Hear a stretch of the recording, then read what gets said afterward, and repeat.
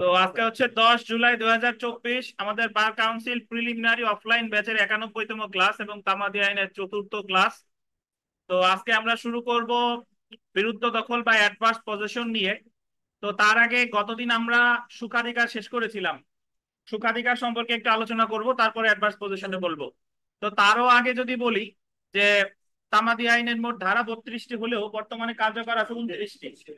তো এই 29টি ধারার মধ্যে 1 থেকে 25 এবং 29, এই তিনটা 1 থেকে 25 ধারা এবং 29, এই ধারাগুলো হচ্ছে আপনার প্রসিডিউরাল নেচারের, দ্যাট মিনস পদ্ধতিগত প্রকৃতির। আর 26, 27, 28 এই তিনটা ধারা হচ্ছে আপনার সাবস্ট্যান্টিভ বা তত্ত্বগত বা মূল আইন।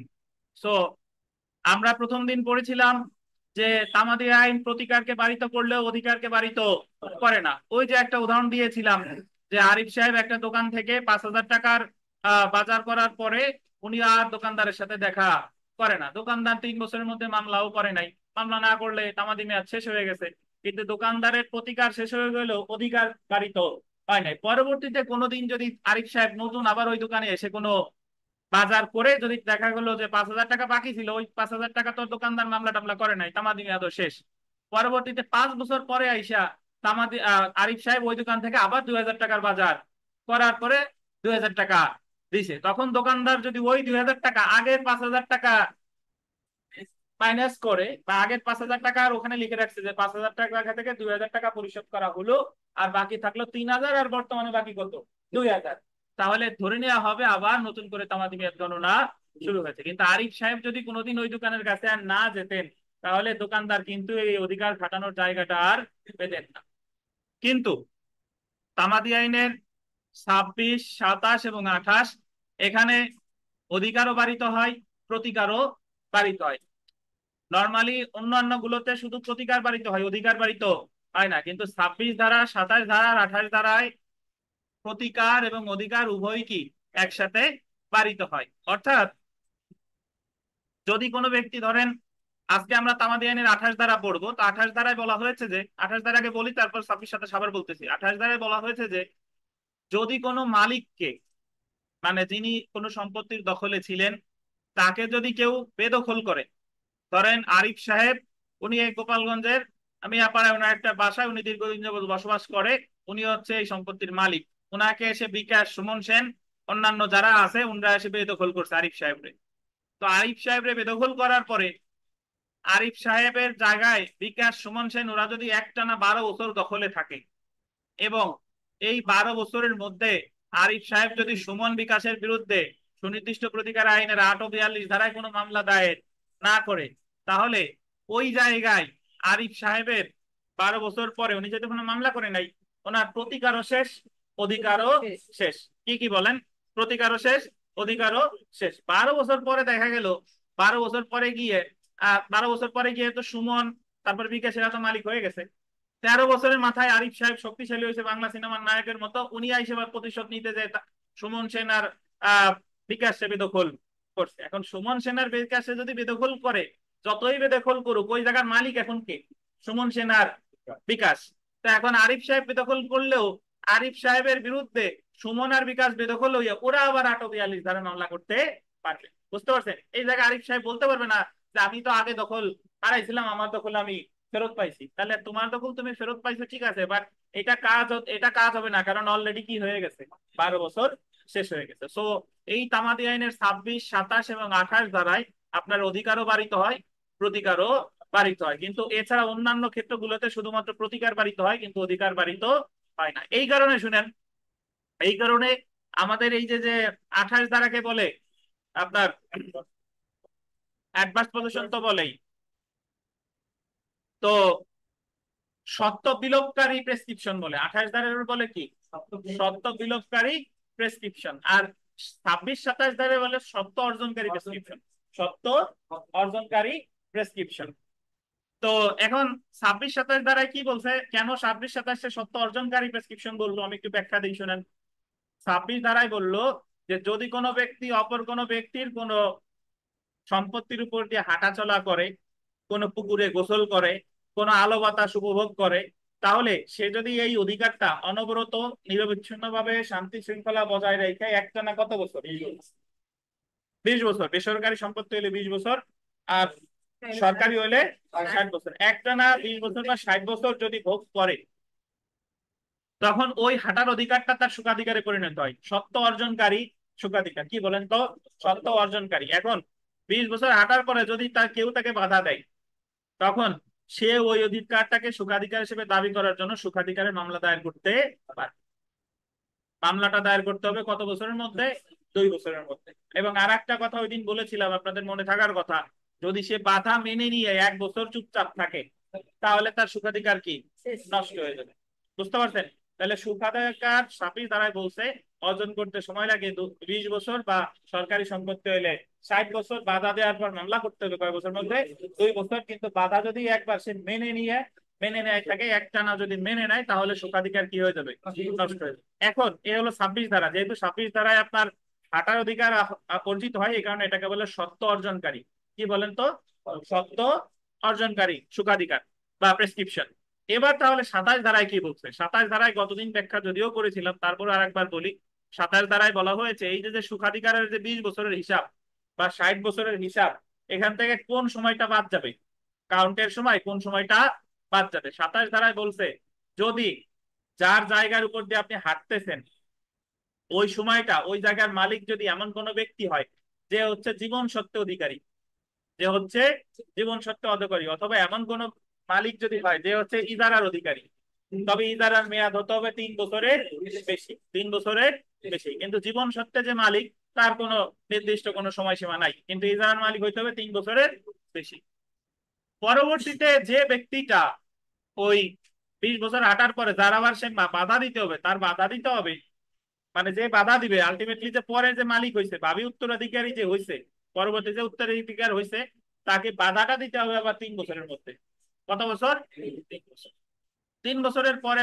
তাহলে উদাহরণ যদি কতদিন আমি বলছিলাম যে একজন ব্যক্তি ধরেন আরিফ সাহেব একজনের জায়গার উপর যে হাঁটে, তার নাম ধরেন আমাদের বিমল সাহেব। তো বিমল সাহেব 10 বছর বেঁচে ছিলেন, 10 বছর আরিফ সাহেব হাঁটাচলা করছে। বিমল সাহেব মারা যাওয়ার পরে ওই সম্পত্তির মালিক হয়েছে বিমল সাহেবের স্ত্রী। তো স্ত্রী তো হিন্দু উত্তরাধিকার আইন অনুযায়ী মহিলারা সাধারণত স্বামী মারা গেলে জীবন সত্ত্বে উত্তরাধিকারী হয়। তো উনি স্ত্রী বেঁচে ছিলেন 15 বছর। 15 বছর। তো 15 বছর আরিফ সাহেব ওই 15 বছরও হাঁটছে, স্ত্রীও বাধা দেয় নাই। তো স্ত্রীর 15 বছর আর বিমল সাহেবের 10 বছর, আরিফ সাহেব হাঁটছে কয় বছর? 25 বছর। 15 বছর পরে আহ ওনার স্ত্রী মারা গেছে, বিমল সাহেব তো আগেই মারা গেছে, স্ত্রীও মারা গেছে, এখন বেঁচে আছে বিমলের ভাই অমল। তো ওই স্ত্রীর সম্পত্তি মানে ভাবির সম্পত্তি পাইছে কে? দেবর। এবং এই জায়গায় দেবররা বলে রিভার্সনার, ভাবি উত্তরাধিকারী। তো দেবর সম্পত্তি পাওয়ার পরে দেবর আরিফ সাহেবরে 1 বছর রাখতে দিছে, 2 বছর রাখতে দিছে। 2 বছর পরে এসে আরিফ সাহেবরে বাধা দিছে, বললো যে আরিফ সাহেব আপনার এই জায়গা দিয়ে আর হাঁটা চলা করা চলবে না। আমার দাদা বৌদি আপনারে হাঁটতে দিলেও আমিও 2 বছর দিছি, কিন্তু এখন আর আপনারে হাঁটতে দিব না। তখন আরিফ সাহেব এসে বলতেছে যে তোমার দাদার সময় আমি আসছি 10 বছর, বৌদির সময় আসছি 15 বছর, তোমার সময় আসছি 2 বছর, মোট কয় বছর আসছি? 27 বছর। আর তুমি এখন এসে আমারে বাধা দিচ্ছ, কত বড় তোমার সাহস, দাঁড়াও আমি সুখাধিকারের মামলা করে দিচ্ছি। তো উনি যাই সুখাধিকারের মামলা করে দিছে, বাধা দেওয়ার 2 বছরের মধ্যে ওনাকে মামলাটা করতে হবে। করার পরে এখন যে বিমল সাহেবের যে ভাই বর্তমানে যে মালিক, সে দেখাচ্ছি ওনার, আপনি তামাদি আইনের 27 ধারা দেখেন, ওই জায়গায় বলছে যে সুখাধিকারের সময় হিসাবের ক্ষেত্রে আহ জীবন সত্ত্বে যে সময়টা সে মালিক ছিল, ওই সম্পত্তির মালিক, সেই সময়টা বাদ দিতে হবে। তবে আরিফ সাহেব যদিও মোট 27 বছর রাখছে, তো ওই 27 বছরের ভিতরে আমার বৌদি মালিক ছিল কত? কত বছর? 15 বছর। তাই 27 থেকে 15 কি যাবে? বাদ যাবে। আর আমি মালিক হইলাম তো 25 বছর পরে মালিক হয়েছি। আমি মালিক হওয়ার ওই 27 ধারায় বলা আছে যে মালিক হওয়ার কয় বছরের মধ্যে বাধা দিতে হবে? 3 বছরের মধ্যে। আর আমি বাধা দিচ্ছি কয় বছরের মধ্যে? 2 বছর। তো আরিফ সাহেব প্রকৃতপক্ষে আটছে হলো 10 বছর। কয় বছর? 10 বছর। আর আমার 2 বছর যদি ধরেন তাহলে কত হয়? 12 বছর। বুঝতে পারছেন? তো ওনার 2 বছর তো আর হবে না, আরিফ সাহেব প্রকৃতপক্ষে হাঁটছে কয় বছর? 10 বছর। কারণ ওই যে যে সময়টা ওনার বৌদি জীবন সত্ত্বে ছিল, ওই সময়টা কি যাবে? বাদ যাবে। আর সেম উদাহরণ যদি ধরেন মুসলমানদের ক্ষেত্রে যদি বলি, মুসলমানদের ক্ষেত্রে তো আর জীবন সত্ত্বে পায় না। তো যদি এরকম হয় যে প্রথমে যে মালিক ছিল হচ্ছে ধরেন আমাদের রুবেল। রুবেল 10 বছর মালিক হওয়ার পরে রুবেল ওই সম্পত্তিটা লিজ দিছে 15 বছরের। কয় বছরের? 15 বছরের লিজ দেওয়ার পরে রুবেল 15 বছর লিজের পর ওই সম্পত্তি আবার রুবেলের কাছে ফেরত আসছে। পরে রুবেল আবার বাধা দিছে যে তুমি যদিও 25 বছর হাঁটছো এখন আর হাঁটতে পারবা না। তাইলে এই 20 বছর হিসাবের ক্ষেত্রে কোনটা বাদ যাবে বলেন? এই যে 15 বছর যে লিজ গেছে এই লিজ যাওয়ার সময়টা বাদ যাবে। তবে এখানে একটা কথা আছে, লিজের মেয়াদ হইতে হবে অবশ্যই কয় বছরের বেশি? 3 বছরের বেশি। লিজ যদি এক্সাক্ট 3 ইয়ার্স হয় আর বিলো 3 ইয়ার্স মানে 3 বছরের নিচে, তাহলে ওই সময়টা কিন্তু বাদ যাবে। বুঝছেন কিনা? তো যেহেতু আমার 26 দ্বারাই আমার অধিকার কি হয়? অর্জিত হয়। এই কারণে এটাকে বলে সত্য অর্জনকারী সুখাধিকার বা প্রেসক্রিপশন। প্রেসক্রিপশন সুখাধিকার একই। আর 28 দ্বারাই হচ্ছে আমি মামলা করি নাই, আমার সত্য কি হয়েছে? নষ্ট হয়ে গেছে। এই কারণে এটাকে বলে সত্য বিলোপকারী সুখাধিকার। বুঝতে পারছেন? আমরা একটু 28 দ্বারাই পড়ি এখানে।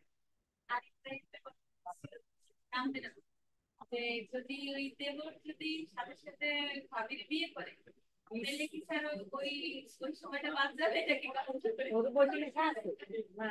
আরে এটা সত্যি কথা।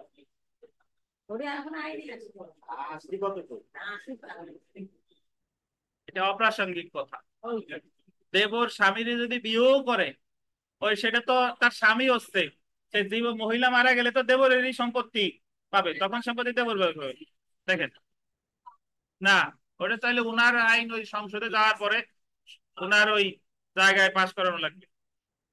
তবে আমাদের সমস্যা নাই, একদিন হয়ে যায় চলে যাবে।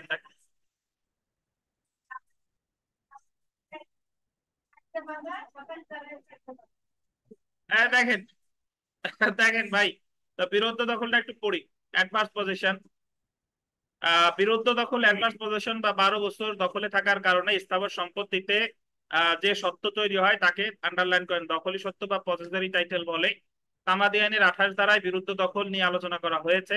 28 ধারায় বলা হয়েছে কোন সম্পত্তি দখল উদ্ধারের জন্য আন্ডারলাইন করবেন মকদ্দমা দায়েরের যে তামাদি মেয়াদ উল্লেখ করা হয়েছে তা উত্তীর্ণ হওয়ার পরপরই সম্পত্তিতে বাদীর অধিকার কি হবে? বিলুপ্ত হবে। তামাদি আইনের 1 নং তফসিলের 142 অনুচ্ছেদ অনুযায়ী স্থাবর সম্পত্তি বেদখলের তারিখ হতে 12 বছরের মধ্যে দখল উদ্ধারের জন্য সুনির্দিষ্ট প্রতিকার আইনের 8 ধারায় মামলা দায়ের করতে হয়। যদি বাদী এই নির্ধারিত সময় মামলা দায়ের না করে, তাহলে তামাদি আইনের 28 ধারা অনুযায়ী সম্পত্তিতে তার অধিকার সম্পূর্ণরূপে কি হবে? বিলুপ্ত হবে এবং বিবাদীর অধিকার প্রতিষ্ঠিত হবে। সম্পত্তিতে বিবাদীর এরূপ দখল লাভ, বিবাদীর এরূপ দখল লাভ বিরুদ্ধ দখল বা অ্যাডভান্স পজিশন নামে পরিচিত। অর্থাৎ তামাদি আইনে 12 বছর যাবত স্থাবর সম্পত্তিতে আন্ডারলাইন করবেন নিরবচ্ছিন্ন বা বাধাহীন ভাবে দখলে থাকলে এবং বাদী 12 বছরের মধ্যে দখল উদ্ধারে আন্ডারলাইন করবেন দখল উদ্ধারে কোনো আইনগত কার্যক্রম গ্রহণ না করলে বিবাদী উক্ত সম্পত্তিতে বিরুদ্ধ দখল বা অ্যাডভান্স পজিশন অর্জন করে।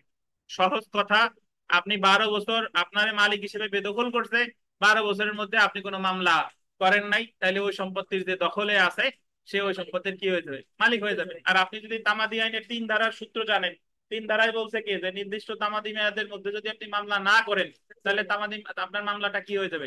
খারিজ হয়ে যাবে। হ্যাঁ মন ফুরুক বলেন।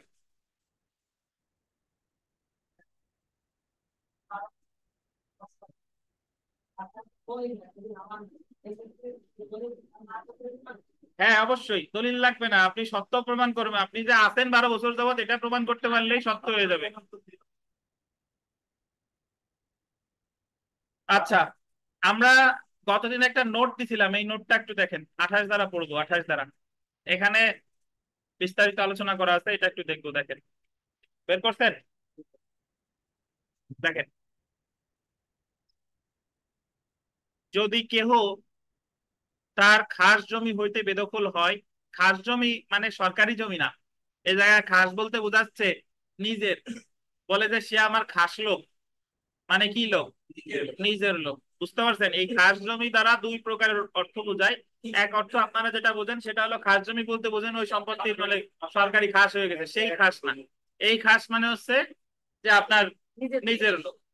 তা যদি কেহ তার খাস জমি হইতে বেদখল হয়, তবে ওই জমিতে খাস দখল পাওয়ার জন্য মামলা করিবার যে সময়সীমা আছে তাহার মধ্যে মামলা দায়ের না করিলে ওই জমিতে তাহার সকল প্রকার অধিকার ও সত্ত্ব কি হবে দেখেন, ধ্বংস হবে। মানে অধিকারও ধ্বংস হবে, আবার কি সত্ত্ব ধ্বংস হবে। এই একটি মাত্র সাধারণ বাক্য দ্বারা 28 ধারার বক্তব্য শেষ করা হয়েছে। 28 ধারা এই 4 লাইনই, যে আপনি বেদখল হওয়ার পরে মামলা করেন নাই, আপনার মামলা করার অধিকারও শেষ, আপনার সত্ত্ব শেষ।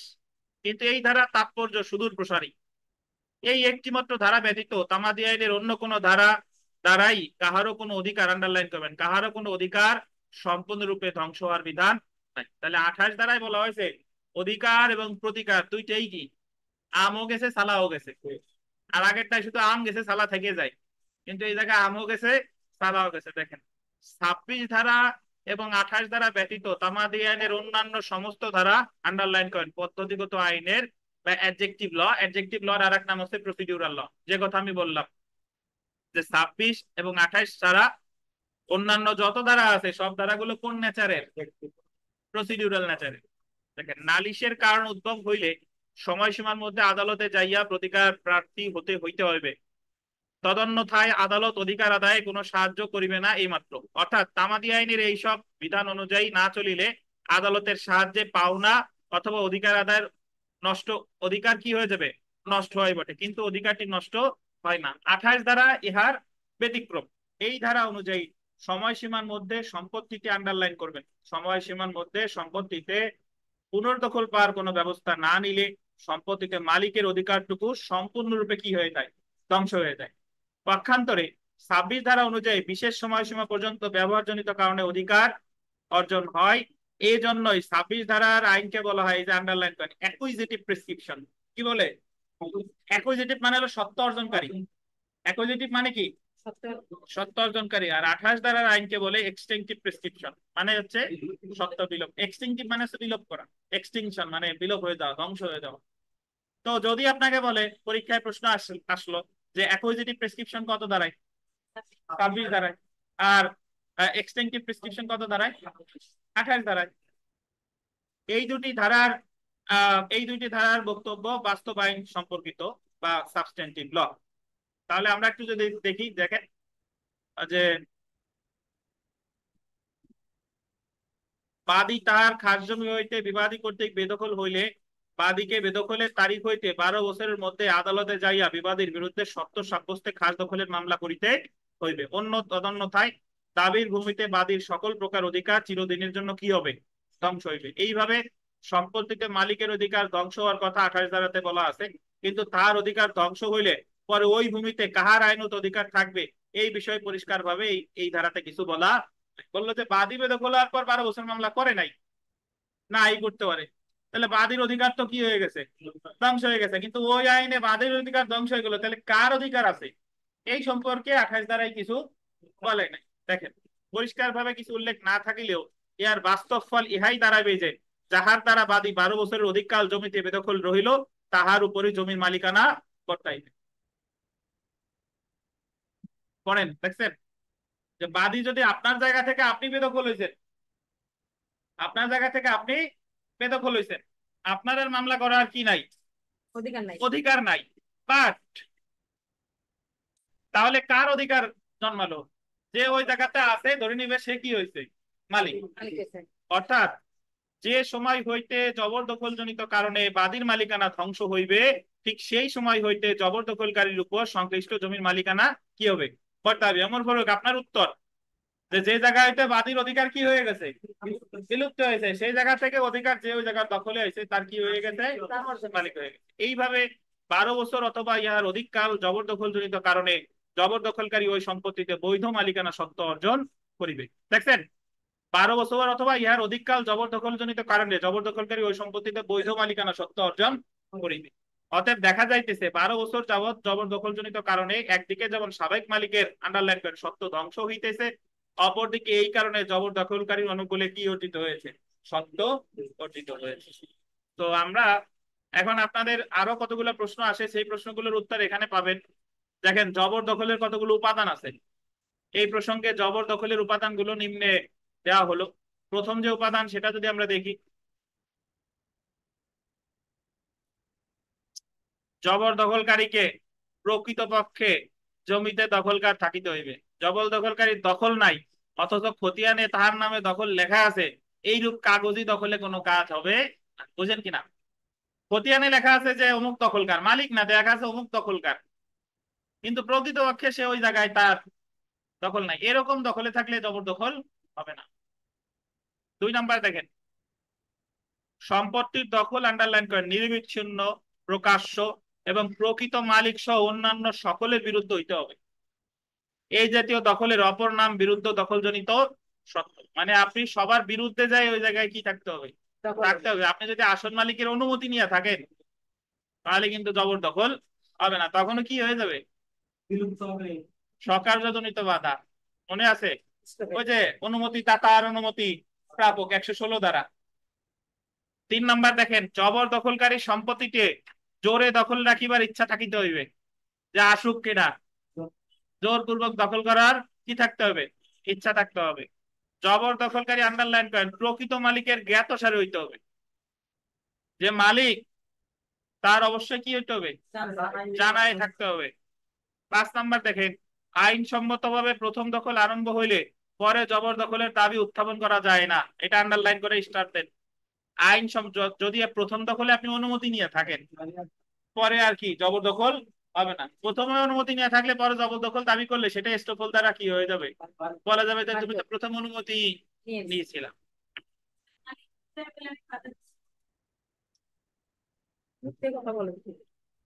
মালিক বললে তো মালিক হারিয়ে গেল। দেখেন মালিক কিসের জন্য বলতে দেবে? মালিক বলবে সে আমার অনুমতি নিয়ে থাকে। হ্যাঁ, দেখেন বাদীর সত্য। এখন আপনি যদি মালিকরে, ওই যে আমরা পড়ি লিখিত পরীক্ষায় বিভিন্ন আরজি টারজি পড়াই, তো ওখানে বলা আছে যে বিবাদী হলো হারমাত, পরধন লোভী, দুষ্ট প্রকৃতির লোক, আইন অমান্যকারী। তাহলে একজন ওই যে আমাদের ইখতিয়ার সাহেব আপনাদের সাথে পড়তো, উনি বললো যে স্যার এইসব না লিখলে হয় না বিবাদী রে। আর আপনি যদি বলতে চান যে বিবাদী আইন মান্যকারী ভদ্রলোক, আমার সাথে কোনো কিছু করে নাই, বিবাদীর সম্মান দিতে চাইলে আপনি দিবেন, সমস্যা কি? দেখেন হ্যাঁ, দেখেন বাদীর সত্য অস্বীকারে, দেখেন বাদীর সত্য অস্বীকারে জবরদখলকারীকে নিজের দাবিতে জমিতে দখলকার থাকিতে। তাহলে সহজ কথা হচ্ছে যে আপনার ওই জমিতে জোরপূর্বকই দখলে থাকতে হবে। এ হচ্ছে কথা। তার অনুমতি নিয়ে থাকলে হবে না। এ হচ্ছে আমার তামাদি আইনের 26, 27 এন্ড 28। 26, 27 বলে অ্যাকচুয়ালি অ্যাকুইজিটিভ প্রেসক্রিপশন, আর 28 বলে কি? এক্সটেনটিভ প্রেসক্রিপশন।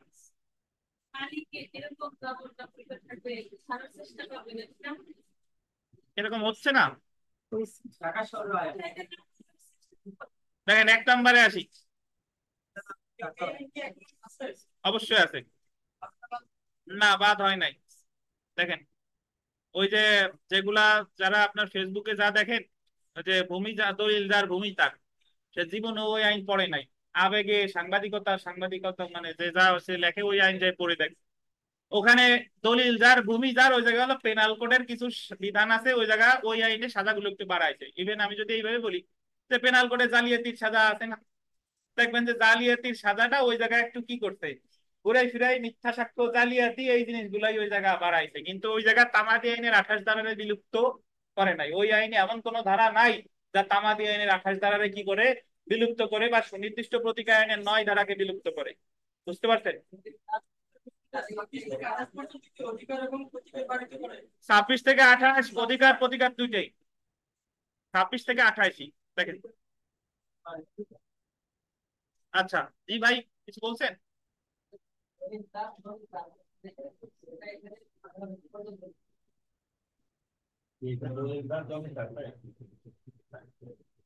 দেখেন তার লিমিটেশন অ্যাক্ট 1908 এর কত ধারায় ইজমেন্ট সম্পর্কে বলা হয়েছে? কত ধারায়? আপনার কি মনে হয় ওইটা যদি বলবৎ থাকতো তাহলে তামাদি আইনের এই 28 ধারা, সুনির্দিষ্ট প্রতিকার আইনের 9 ধারা আমরা পড়তাম? তাহলে এই ধারা ওই যদি নতুন কোন আইন বানায়, ওই আইনের নতুন কোন যদি বিধান করে, তাহলে ওই আইন দ্বারা যে সকল আইন মানে ধারা এর আগে যা আছে বাতিল, সেইগুলো তাকে কি করে? বাতিল করে। এগুলো তো এখনো বাতিল হয় নাই। দেখেন 32 নাম্বার, সরকারের বিপক্ষে বিরুদ্ধ দখলজনিত সত্ত্বের দাবি প্রতিষ্ঠায় বাদীকে প্রমাণ করতে হবে তার নিরবচ্ছিন্ন দখল কত বছর?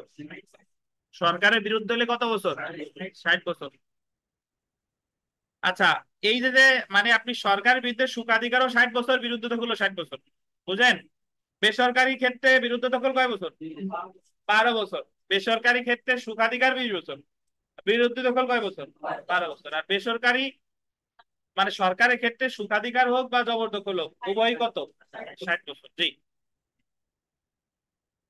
4 নম্বর প্রশ্নটা দেখেন, যে একজন বেসরকারি ব্যক্তি কর্তৃক বর্তসত্ত্ব অধিকার অর্জনের ন্যূনতম সময়কাল হলো কত বছর? বর্তসত্ত্ব মানে হলো সুখাধিকার, কত বছর বলেন?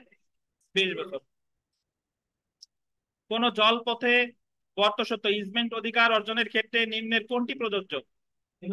নিরবচ্ছিন্ন, শান্তিপূর্ণ বা অধিকার হিসেবে 20 বছর ব্যবহার। ব- আচ্ছা, আমি একটা প্রশ্ন করি আপনাদের সবাইরে, বলেন তো, যে অনুমতি নিলেও কোনটার অধিকার দাবি করা যায়, 26 নাকি 28? 26 তারিখে সুখাধিকার মানে অনুমতি নিছে, তাহলে সুখাধিকার বা জবরদখল কোনটা দাবি করা যায়?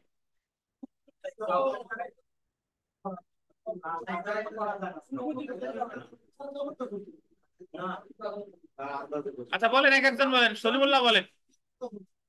অনুমতি নিলে জবরদখল দাবি করা যাবে? অনুমতি, অনুমতি জোর করে নিছেন না, অনুমতি দিয়েছেন যে আমি তোমার জমিতে একটু থাকি, পরে কেটে জবরদখল হবে কিনা? তাহলে অনুমতি নিয়ে যদি হাঁটে তাহলে কিন্তু 20 বছর একটানা হাঁটলে সুখাধিকার হবে, বুঝেন কিনা? অনুমতি নিয়ে হাঁটছে, একটানা কয় বছর হাঁটছে? 20 বছর হাঁটার পর কি অর্জিত হয়েছে? সুখাধিকার। কিন্তু অনুমতি নিয়ে থাকলে কিন্তু জবরদখল অর্জিত হবে না, বুঝেন কিনা? গতকাল বলছিলাম যে অনুমতি নিছে, 1,20,000 বছর হাঁটছে, 20 বছর হাঁটার পর তারে বাধা দিছে, বাধা দেওয়ার পরে সে মামলা করে দিছে সুখাধিকারের, তখন মালিক বলতেছে এর ওনার, সে আমার জমির উপর 20 বছর হাঁটছে, আমিও স্বীকার করি, কিন্তু 10 বছর আগে একবার আমার কাছ থেকে সে অনুমতি নিয়েছিল, তাহলে যেদিন থেকে অনুমতি নিল ওই দিন থেকে আবার নতুন করে সময় কাউন্ট করছে, তাহলে প্রকৃতপক্ষে 60 বছর, 10 বছর। তার মানে অনুমতি নিয়েও কি অর্জিত হয়? সুখাধিকার অর্জিত হয়, কিন্তু অনুমতি নিয়ে বিরুদ্ধ দখল অর্জিত হয় না।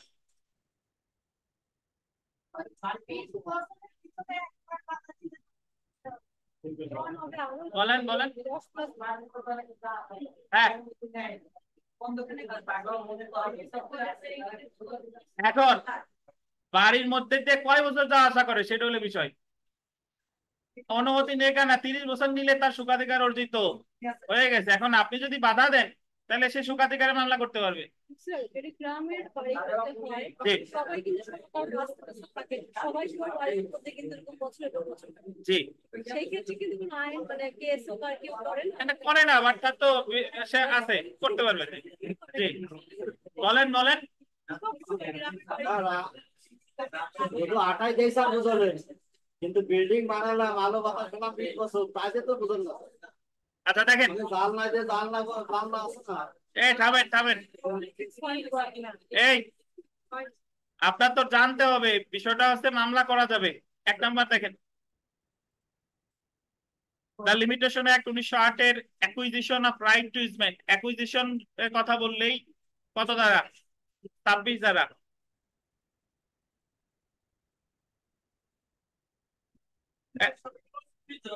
হ্যাঁ হ্যাঁ, আরিফ সাহেব জোরে 6 নাম্বার প্রশ্নটা পড়েন জোরে। 6 নাম্বার, চিল্লে চিল্লে, হ্যাঁ। পথ চলার অধিকারে বাধা প্রদানের জন্য 1911 সালে একটি মামলা দায়ের করা হয়। বিবাদী বাধা প্রদানের কথা স্বীকার করে কিন্তু পথ চলার অধিকার অস্বীকার করে। বাদী প্রমাণ করে যে 1990 পহেলা জানুয়ারি, সরি স্যার, 1890 পহেলা জানুয়ারি থেকে 1990 সালে, সরি 1910 সালের পহেলা জানুয়ারি পর্যন্ত অব্যাহতভাবে সে এই অধিকার সুখাধিকার হিসেবে সত্য দাবি করে শান্তিপূর্ণভাবে ও প্রকাশ্য ভোগ করেছে। মামলাটি ফলাফল হতে পারে। এক প্রশ্ন পড়তে যদি এতবার ভুল করে কেমনে হবে? বাদী বলতেছে যে আমি 1890 সালের 1 জানুয়ারি থেকে 1910 সালের 1 জানুয়ারি, হাঁটছে কয় বছর? 20 বছর। তাহলে এই জায়গায় সুখাধিকার পাওয়ার রায় পাওয়ার কি হবে? অধিকারী হবে। বুঝতে পারছেন? আচ্ছা মাসুদ সাহেব, আপনি 7 নম্বর প্রশ্নটা জোরে পড়েন। এক মামলায় বাদী দাবি করেছে সে সুখাধিকার শান্তিপূর্ণভাবে ও প্রকাশ্য 20 বছর ধরে ভোগ করেছে। বিবাদী প্রমাণ করেছে 20 বছরের মধ্যে বাদী একবার এই অধিকার ভোগের জন্য তার অনুমতি চেয়েছে।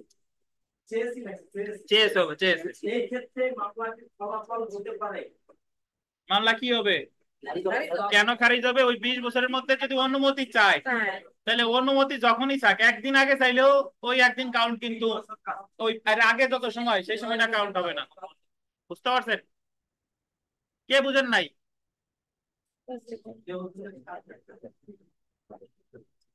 মাসুদ বলছে যে বোঝে নাই সে 8 দাগ করতে বলছে। জি হ্যাঁ, 27 ধরে নেন। জি সমস্যা নাই, মানে ওই ওই তিনটাই ওই ওই অধ্যায়টা 26, 27, 28। এই 9 নাম্বার দেখেন। এই আপিস 9 নাম্বার পড়েন।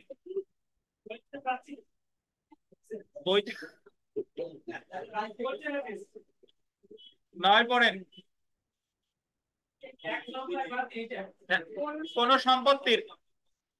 কোন সম্পত্তির দখল প্রাপ্তির জন্য, এটা পড়েন। পাইছেন?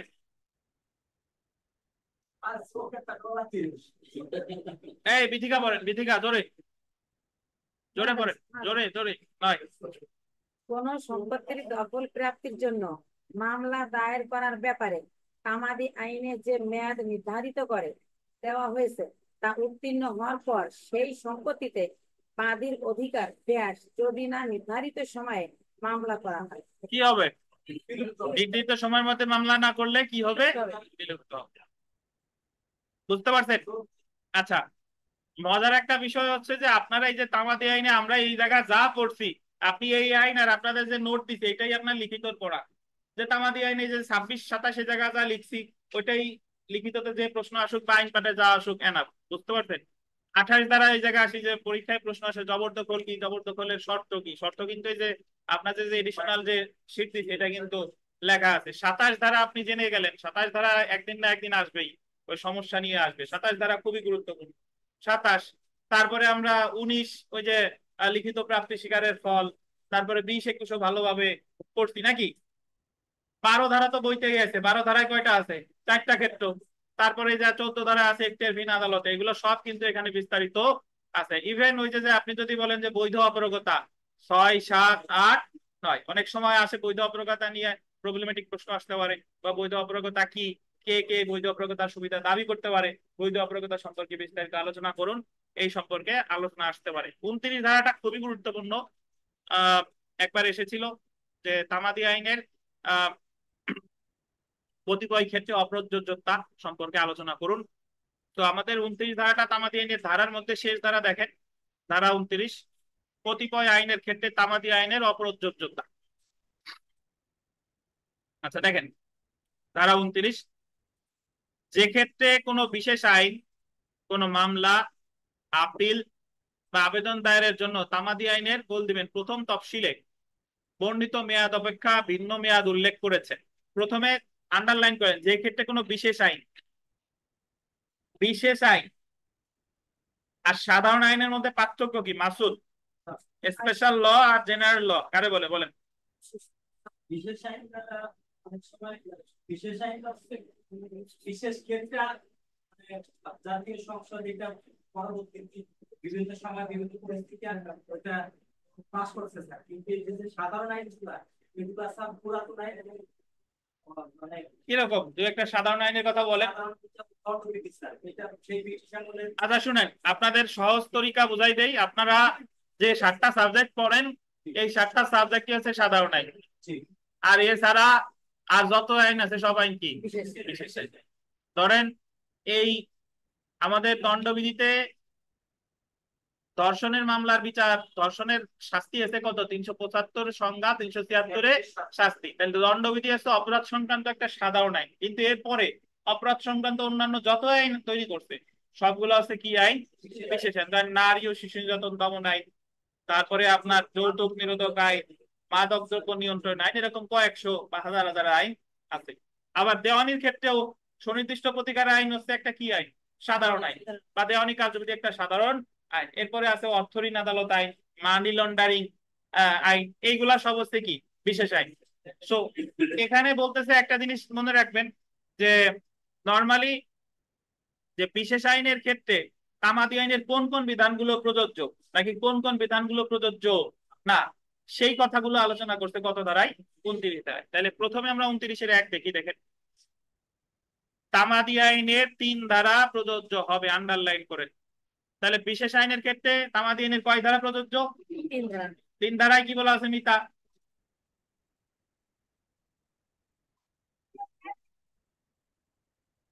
মামলা, আপিল বা অন্যান্য দরখাস্ত নির্দিষ্ট মেয়াদের মধ্যে দায়ের না করলে সেটা কি করে দিবে? তাহলে বিশেষ আইনের যে আপিল আছে, রিভিউ আছে, রিভিশন আছে বা মামলা আছে, ওইগুলাও নির্দিষ্ট সময়ের মধ্যে দায়ের না করলে কি করে দিবে? কারণ বিশেষ আইনের ক্ষেত্রে তামাদি আইনের 3 ধারা প্রযোজ্য। পরেরটা দেখেন, অর্থাৎ বিশেষ আইনে উল্লেখিত তামাদি মেয়াদের পর মকদ্দমা, আপিল বা আবেদন দায়ের করলে তামাদি আইনের 3 ধারার বিধান অনুসারে উক্ত মকদ্দমা, আপিল বা আবেদন কি হবে? খারিজ হবে। এরপর আমরা 2 নম্বরে আসি। কোন মামলা, আপিল বা আবেদন দাখিলের জন্য বিশেষ আইন দ্বারা নির্ধারিত তামাদি মেয়াদ গণনা করার উদ্দেশ্যে, আন্ডারলাইন করবেন, তামাদি আইনের 4 ধারা, 9 থেকে 18 ধারা এবং 22 ধারা প্রযোজ্য হবে। সেই পর্যন্ত বিশেষ আইন দ্বারা ব্যক্তভাবে বাদ দেওয়া হয়নি। মানে বিশেষ আইনে যদি বাদ না দেয় তাহলে তামাদি আইনের 4 ধারা প্রযোজ্য হবে, 9 থেকে 18 ধারা প্রযোজ্য হবে, 22 ধারা প্রযোজ্য হবে। তাহলে আমরা বললাম কি 3 ধারা প্রযোজ্য হচ্ছে, 4 ধারা প্রযোজ্য হচ্ছে, 9 থেকে কত 18 ধারা হচ্ছে, আর কত ধারা? 22 ধারা। আন্ডারলাইন করবেন, অবশিষ্ট ধারা সমূহ প্রযোজ্য। তাহলে দেখেন, আমার এটা মনে রাখতে হবে যে বিশেষ আইনের ক্ষেত্রে তামাদি আইনের 3 ধারা প্রযোজ্য, 4 ধারা প্রযোজ্য, 9 থেকে 18 প্রযোজ্য, 22 ধারা প্রযোজ্য। যদি এই 4 ধারা, 9 থেকে 18, 22 ধারা যদি ওই আইনে বলা থাকে যে তামাদি আইনে 4 ধারা প্রযোজ্য হবে না, তাহলে কিন্তু আবার কি হবে না। আচ্ছা, আর অবশিষ্ট ধারা সমূহ প্রযোজ্য হবে না, তার মানে বোঝা গেল 5 ধারা প্রযোজ্য হবে না, 6, 7, 8 এগুলাও কি প্রযোজ্য হবে না। আচ্ছা, ধন্যবাদ। তাহলে আমরা যদি দেখি, দেখেন যে যেমন তামাদি আইন 1908-এর 5 ধারা, বিশেষ আইন যেমন বিশেষ ক্ষমতা আইন 1974 এবং অর্থ ঋণ আদালত আইন 2003-এ উল্লেখিত মকদ্দমা, আপিল বা আবেদন দাখিলের জন্য প্রযোজ্য হবে না। বিশেষ আইনে উল্লেখিত তামাদি মেয়াদের পর, আন্ডারলাইন করবেন, আপিল দায়ের করা হলে তামাদি আইনের 5 ধারায় বিলম্ব মওকুফের আবেদন গ্রহণযোগ্য না।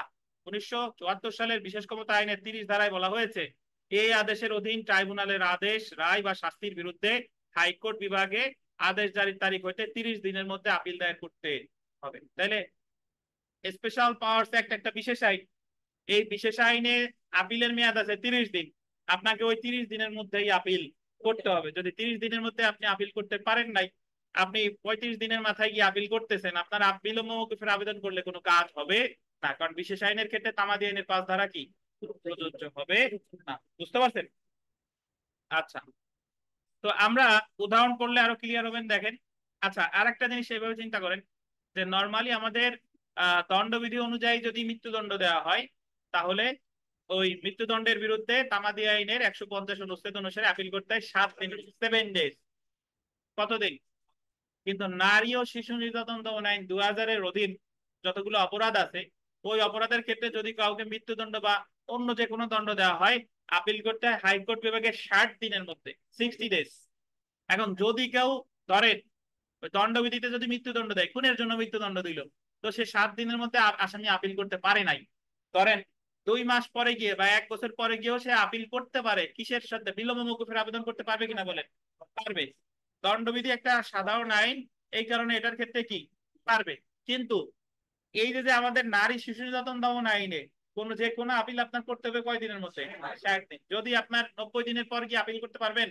পারবেন না। বিলম্ব মওকুফ করবে? করবে না। কেন করবে না? বিশেষ আইনের ক্ষেত্রে তামাদি আইনের 5 ধারা প্রযোজ্য না। কোন জায়গায় বলছে? 29 ধারায়। কোন জায়গায়? 29 ধারায়। উদাহরণ দেখেন, বিশেষ ক্ষমতা আইন 1974-এর অধীন বিশেষ ট্রাইব্যুনাল কর্তৃক দণ্ডিত হয়। সুতরাং এ হাইকোর্ট বিভাগে আপিল করবে 30 দিনের মধ্যে, কিন্তু সে আন্ডারলাইন করবেন 70 দিন বিলম্বে আপিল করছে এবং তামাদি আইনের 5 ধারার অধীন বিলম্ব মওকুফের আবেদন করেছে। এই ক্ষেত্রে তামাদি আইনের 3 ধারা প্রযোজ্য এবং হাইকোর্ট বিভাগ আপিলটি খারিজ করে দিবে। যেহেতু বিশেষ আইনের ক্ষেত্রে তামাদি আইনের 5 ধারা প্রযোজ্য হয় না, সেহেতু হাইকোর্ট বিভাগ 5 ধারায় বিলম্ব মওকুফের আবেদন কি গ্রহণ করবে, কি করবে না? করবে না। গ্রহণ করবে। সংক্ষেপে মনে রাখুন, আমরা যদি দেখি যে এই আইনের কোন বিধান 1872 সালের চুক্তি আইনের 25 ধারাকে প্রভাবিত করবে না, অর্থাৎ চুক্তি আইনের 25 ধারার ক্ষেত্রে এই আইনটি প্রযোজ্য না। এছাড়া দেখেন পরের পেজে চলে আসেন, এই আইনের কোন বিধান বিবাহ বিচ্ছেদ আইন অনুসারে আনীত মামলার ক্ষেত্রে প্রযোজ্য হবে না। ওই যে 1969 সালে 4 নং আইন না, এটা কেটে দেন, লিখবেন যে বিবাহ বিচ্ছেদ আইনের ক্ষেত্রে এটা প্রযোজ্য না, এটা এইটুকু মনে রাখলেই হবে। 29 ধারা, হ্যাঁ 1969 কেটে দেন। তাহলে এই 29 ধারার বিধান কিসের ক্ষেত্রে প্রযোজ্য না? চুক্তি আইনের কত ধারা? 25 ধারা। আর কি? বিবাহ বিচ্ছেদ আইন। আর সবশেষেরটা যদি দেখেন, যে সকল এলাকা আন্ডারলাইন করবেন 1882 সালের সুখাধিকার আইনের আওতাভুক্ত সে সকল এলাকা থেকে উদ্ভূত মামলার ক্ষেত্রে এই আইনের 26 ও 27 ধারা এবং 2 ধারায় বর্ণিত সুখাধিকারের সংজ্ঞা প্রযোজ্য হবে না। অর্থাৎ যদি কোনো এলাকায় 1882 সালের সুখাধিকার আইনটা ওই এলাকায় যদি প্রযোজ্য হয়, তাহলে সেই ক্ষেত্রে তামাদি আইনের 26, 27 আর 2 ধারায় যে সুখাধিকারের বিধান আছে সেইগুলো প্রযোজ্য হবে না। সুখ একবারই পাওয়া যাবে, হয় 1882 অধীনে পাবেন, নাই তামাদি আইনের অধীনে পাবেন। 2 আইনে সুখাধিকারের সুবিধা নেওয়া যাবে।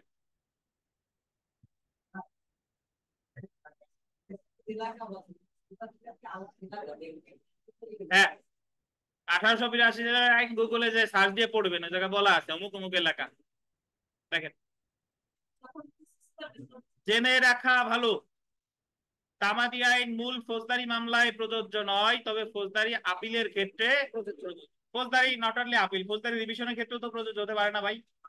রিভিশনে বিলম্ব মওকুফে আবেদন করা যায় না? অবশ্যই যায়। এই মেঘনা বলেন, 5 ধারায় বিলম্ব মওকুফের আবেদন করা যায় কয়টা ক্ষেত্রে? কি কি 5টা বলেন, মনে আছে?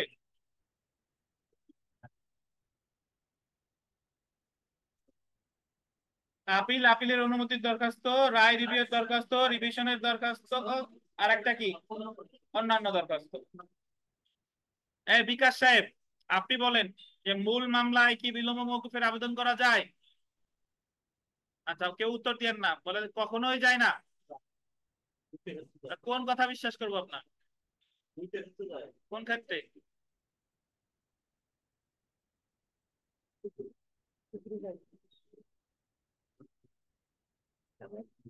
সুমন সেন বলেন, কোন? উনি বলছে 2টা ক্ষেত্রে মূল মামলায় বিলম্ব মওকুফের আবেদন করা যায়। 2টা ক্ষেত্র কি কি?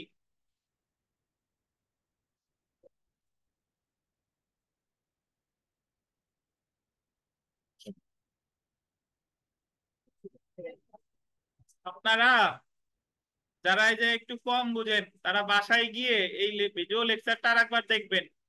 একটু যদি না বুঝেন তাহলে তো সমস্যা, প্রশ্ন জিজ্ঞাসা করলে পারেন না।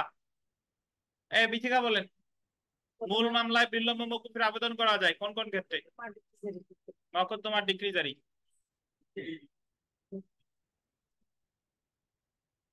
এক লোক আমার কাছে পড়ে, তো উনি পড়ে না, উনি হচ্ছে বহুত আগে থেকে ফেসবুক মানে আমার ইউটিউবে লেকচার দেখে, ঢাকার ক্যামব্রিয়ান কলেজের শিক্ষক।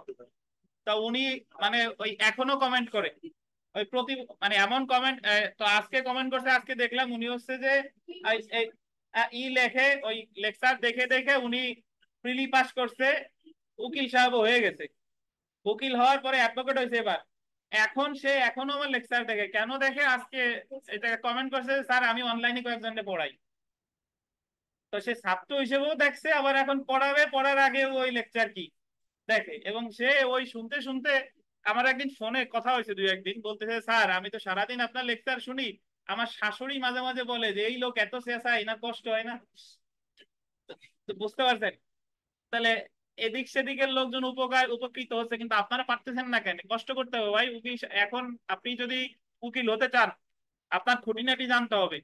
এবং আইন হচ্ছে এমন জিনিস, আমি নিত্যদিন আপনাদের পড়ানোর এখনো আমি শিখি, নতুন করে পড়াইতে আসলেও যখন আপনারা প্রশ্ন করেন বা আমি যখন পড়াইতে যাই, একটা জিনিস আপনি 10 বছর পরে গিয়েও শিখবেন, মানে তখন অন্য আঙ্গিকে ব্যাখ্যা করবেন আপনি। তো আইন কেউ জানার কোনো শেষ নাই।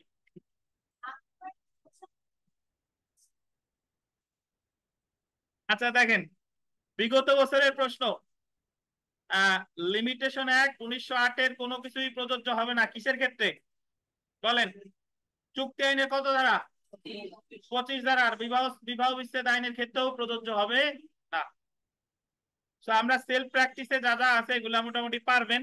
আমাদের নামাজের বিরতির পর আমরা সাক্ষ্য আইনের তফসিল শুরু হবে। শুনেন, আমরা ধারা এমন ভাবে পড়ছি, তো ধারা থেকে কোনো প্রশ্ন আসলে এটা আপনাদের মিস হওয়া উচিত না, ধারা থেকে পারা উচিত। ঠিক আছে, নামাজের বিরতি।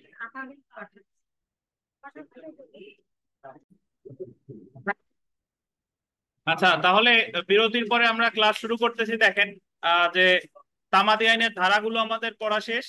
ধারা শেষে এখন আমরা তামাদি আইনের তফসিল, আমরা জানি তফসিল হচ্ছে 3টা, তবে 3টা তফসিলের প্রথম 3টা তফসিলের দ্বিতীয় এবং তৃতীয় তফসিল হচ্ছে বাতিল। তো বর্তমানে বলবৎ আছে কত নম্বর তফসিল? প্রথম তফসিল। এবং এই প্রথম তফসিলে আবার 3টা ভাগ রয়েছে। এই 3টা ভাগে মোট 183টা অনুচ্ছেদ রয়েছে, যেখানে প্রথম ভাগে বলা হয়েছে 1 থেকে 149 অনুচ্ছেদ পর্যন্ত মামলার তামাদি মেয়াদ, মূল দেওয়ানি মামলা বা সুট। 150 থেকে 157 পর্যন্ত বলা হয়েছে আপিলের তামাদি মেয়াদ, এটা দেওয়ানি ফৌজদারি উভয় আপিল। এবং 158 থেকে 183 পর্যন্ত অনুচ্ছেদ পর্যন্ত আলোচনা করেছে বিভিন্ন দরখাস্তের তামাদি মেয়াদ। তো আমরা প্রথমে চলে আসি, দেখেন যে তামাদি আইনের যে প্রথম তফসিল বা ফার্স্ট শিডিউল। তো তামাদি আইনের প্রথম তফসিল গোল দিবেন, 3টি বিভাগ উল্লেখ করা হয়েছে, 3টি বিভাগ বা ভাগ। এই 3টি বিভাগের 3 ধরনের বিষয়ের তামাদি মেয়াদ উল্লেখ করা হয়েছে। তো প্রথমত আপনাকে পরীক্ষার প্রশ্ন আসতে পারে যে তামাদি আইনের প্রথম তফসিলে কয়টা ভাগ রয়েছে? 3টি ভাগ। দেখেন প্রথম বিভাগ বা ফার্স্ট ডিভিশন, এখানে আন্ডারলাইন করেন মকদ্দমা দায়েরের তামাদি মেয়াদ, limitation for filing suits, underline করবেন ধারা 1 থেকে 149 অনুচ্ছেদ পর্যন্ত। তো যদি আপনাকে বলে যে তামাদি আইনের প্রথম তফসিলের প্রথম ভাগে কিসের তামাদি মেয়াদ সম্পর্কে বলা হয়েছে? মামলার তামাদি মেয়াদ। কত থেকে কত অনুচ্ছেদ? 1 থেকে 149 অনুচ্ছেদ। তারপরে আমরা চলে এসেছি দ্বিতীয় বিভাগ বা সেকেন্ড ডিভিশন, আপিল দায়েরের তামাদি মেয়াদ, লিমিটেশন অফ ফাইলিং আপিলস, ধারা 150 থেকে 157। এখানে আপিল যদি বলি, কোন ধরনের আপিল? দেওয়ানি ফৌজদারি উভয়। এবং সবশেষে যে প্রথম তফসিলের যে তৃতীয় বিভাগ বা থার্ড ডিভিশন, এখানে দেখেন বিভিন্ন দরখাস্ত দায়েরের তামাদি মেয়াদ বা limitation for filing applications and petitions, এটা অনুচ্ছেদ আছে 158 থেকে 183, 158 থেকে 183। আচ্ছা, তো আমরা জেনে রাখা ভালো, তো যদি দেখি যে তামাদি আইনের গোল দিবেন প্রথম তফসিলে উল্লেখিত সর্বোচ্চ তামাদি মেয়াদ হলো 60 বছর। আমাদের এই যে তামাদি আইনে যে 183টা অনুচ্ছেদ আছে, 183টা অনুচ্ছেদের মধ্যে সর্বোচ্চ তামাদি মেয়াদ কত বছর? 60 বছর। আর সর্বনিম্ন তামাদি মেয়াদ হলো কতদিন? 7 দিন। 7 দিন। আচ্ছা, তাহলে সর্বোচ্চ হচ্ছে 60 বছর আর সর্বনিম্ন হচ্ছে 7 দিন। 60 বছর বেশ কয়েকটা ধারায় আছে, আমি যদি বলি অনুচ্ছেদে আছে বন্ধকের রিলেটেড মামলার ক্ষেত্রে, ফরক্লোজার, রিডিমশন, বন্ধক রিলেটেড বা সরকার যদি কোনো মামলা করে সেই ক্ষেত্রে তামাদি মেয়াদ হচ্ছে 60 বছর। 149 অনুচ্ছেদে সরকার যদি কোনো মামলা করে তামাদি মেয়াদ হচ্ছে 60 বছর। অপরদিকে 7 দিনের কথা বলা আছে 150 অনুচ্ছেদে। 150 অনুচ্ছেদে বলা আছে যে মৃত্যুদণ্ডের বিরুদ্ধে আপিলের তামাদি মেয়াদ হলো কতদিন? 7 দিন। আচ্ছা দেখেন, এই যে দেখেন যে সর্বোচ্চ তামাদি মেয়াদের উল্লেখ আছে, আন্ডারলাইন করেন 147 থেকে 149 অনুচ্ছেদে, এই যে বন্ধক ইত্যাদি মামলার ক্ষেত্রে। সর্বনিম্ন তামাদি মেয়াদ উল্লেখ আছে 150 অনুচ্ছেদে, মৃত্যুদণ্ডের আপিলের ক্ষেত্রে কত? 7 দিন। আচ্ছা, তো আমরা আমরা অনেকেই মোটামুটি ভীত সন্ত্রস্ত হয়ে যাই যে 183 তো ধারা এতগুলা, আবার 183টা অনুচ্ছেদ কিভাবে আমি মনে রাখবো? আমাদের 183টা অনুচ্ছেদের মানে সবগুলো মনে রাখার কোনোই দরকার নাই। আমরা মোটামুটি এখান থেকে আপনাদের মার্ক করে দিচ্ছি যে যেগুলা মনে রাখবেন সেইগুলা মার্ক করে দেওয়া হবে, সেইগুলা মনে রাখলেই চলবে। আর অধিকাংশ আমাদের পড়া হয়ে গেছে। তামাদি আইনের কোন কোন অনুচ্ছেদ, ধরেন আপিলের তামাদি মেয়াদ আমরা ফৌজদারি দেওয়ানিতে পড়ছি যে কোন কোন অনুচ্ছেদ। তারপরে যে একতরফা ডিগ্রি, তারপরে আপনার বিভিন্ন যে আপিল পুনঃগ্রহণ বা পুনঃশুনানি আবেদন, নিঃস্ব ব্যক্তি কততে আবেদন করবে, কায় মোকাম কত অনুচ্ছেদে, এগুলা অ্যাকচুয়ালি আমাদের পড়া হয়ে গেছে। এগুলো দেখলে আমরা টের পাবেন। দেখেন তো আমরা প্রথম ভাগে পড়বো, দেখেন ফার্স্ট ডিভিশন বা সুট। মামলা দায়ের সংক্রান্ত তামাদি মেয়াদ। তামাদি আইনের 1 থেকে 100 অনুচ্ছেদ 149 অনুচ্ছেদ পর্যন্ত বিভিন্ন মামলা দায়ের তামাদি মেয়াদের কথা উল্লেখ আছে। 1 থেকে 149 অনুচ্ছেদ পর্যন্ত তামাদি মেয়াদ হলো আন্ডারলাইন 90 দিন। অনেক মামলার তামাদি মেয়াদ আছে 90 দিন, 6 মাস আছে, 1 বছর আছে, 2 বছর আছে, 6 বছর আছে, 12 বছর আছে, 30 বছর আছে, আর কত 60 বছর। মানে এই প্যাটার্নে তামাদি মেয়াদ আছে। 90 আছে 6 মাস, 90 দিন আছে 6 মাস, 1 বছর, 2 বছর, ইভেন 3 বছর আছে। এই জায়গায় উল্লেখ করে নাই 3 বছরও কি আছে। জি। তো যাই হোক, এটা বিষয় না, আমরা আস্তে আস্তে পড়লে বুঝবো। দেখেন আমরা প্রথমে যেটা দেখবো সেটা হলো অনুচ্ছেদ 2। অনুচ্ছেদ 2 এটা দেখেন, অনুচ্ছেদ 2 বলছে দেশের প্রচলিত কোনো আইন অনুসারে কথিত কোনো কাজ করা বা করা হতে বিরত থাকার জন্য ক্ষতিপূরণের মামলা। দেশের প্রচলিত আইন অনুসারে যদি কেউ কোনো কাজ করে বা কাজ করা থেকে বিরত থাকার কারণে যদি কেউ ক্ষতিগ্রস্ত হয়, তাহলে ক্ষতিপূরণের মামলা করবে কত দিনের মধ্যে? 90 দিন। এই 90 দিন বা 2 অনুচ্ছেদ, এটা একটু স্টার দেন, 3টে স্টার দেন। মানে যদি এইভাবে বলে যে কোন ধরনের মামলার তামাদি মেয়াদ সর্বনিম্ন, কোনো কাজ করা বা করা থেকে বিরত থাকার ক্ষতিপূরণের মামলা, কত অনুচ্ছেদে বলছে? 2 অনুচ্ছেদে। কতদিন? 90 দিন। আচ্ছা, 3 অনুচ্ছেদটা আমরা অলরেডি জানি, সেটা হচ্ছে সুনির্দিষ্ট প্রতিকার আইনের 9 ধারায় স্থাবর সম্পত্তির দখল উদ্ধারের মামলা। তামাদি মেয়াদ কতদিন? 6 মাস। সম্পত্তি বেদখলের সময় বিধিকা বিশ্বাস বলেন এই যে যে 3 অনুচ্ছেদে যে 6 মাস, যে 9 ধারা মামলা, এটা কে কে করতে পারে? যারা বেদখল করছে সে পারে নাকি আর কেউ পারে? এটা হলো জানতে চাইছি আপনার কাছে।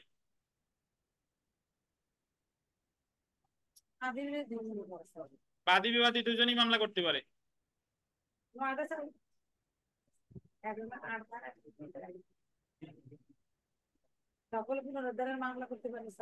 কে কে পারে? আরিফ সাহেব, আপনার কিছু বলার আছে কিনা? মামলা কিসের তা তো বলেই দিলাম, মামলা কে কে করতে পারে? বিবাদীও পারে। না না, এটা হলো দখলের জন্য।